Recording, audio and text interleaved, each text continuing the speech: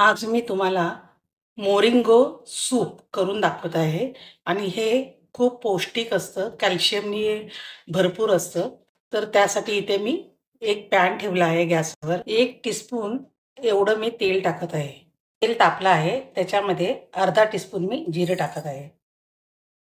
जिरे आता गरम झाले आहे, त्याच्यामध्ये मी एक छोटा कांदा कापून घेतलेला आहे तो, एक छोटा टोमॅटो, एक हिरवी मिरची, मी 5 लसूण पाकळ्या घेतलेल्या आहे त्या टाकत आहे. 1 इंच मी आल्याचा तुकडा घेतला आहे तो टाकत आहे. हे सगळं परतून घेत आहे. 2 टेबलस्पून मुगाची डाळ मी धुवून घेतलेली आहे ती टाकत आहे. आता यामध्ये मी मसाले टाकून घेत आहे.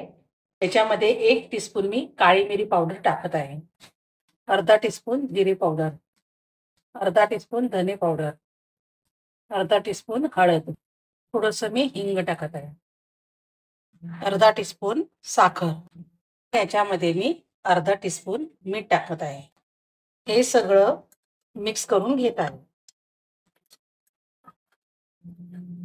इथे मी शेवग्याच्या शेंगा अशा कापून छोट्या घेतलेल्या आहेत, त्या याच्यात टाकत आहे.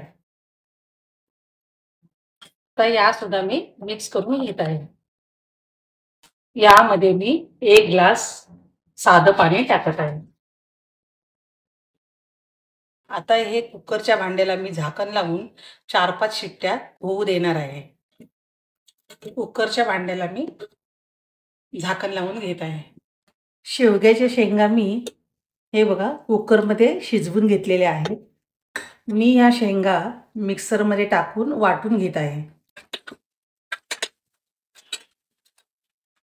हे मिश्रण मी वाटून घेतलेलं आहे. मी एक कढई घेतली आहे आणि त्याच्यावर गाळण ठेवले आहे आणि आता हे मिश्रण मी गाळून घेत आहे.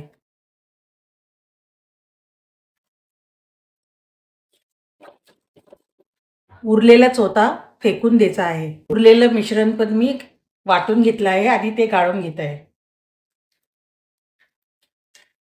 गाळून घेतलेलं मिश्रण असं घट्ट झालेलं आहे. हे पातळ करून घ्यायचं आहे.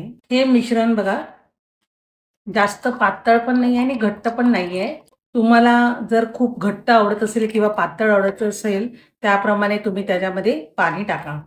याच्यामध्ये जर मसाले कमी वाटत असेल तर तुम्ही याच्यामध्ये अजून टाकू शकता मसाले आणि तुमच्या चवीप्रमाणे तुम्ही कमी जास्त पण करू शकता. इथे मी आता ही कढई गॅसवर ठेवून थोडंसं शिजवून घेणार आहे. सूप आता गरम झाला आहे, मी गॅस बंद करत आहे. मी 2 बाउल घेतलेले आहेत, त्याच्यामध्ये आता हे सूप काढत आहे.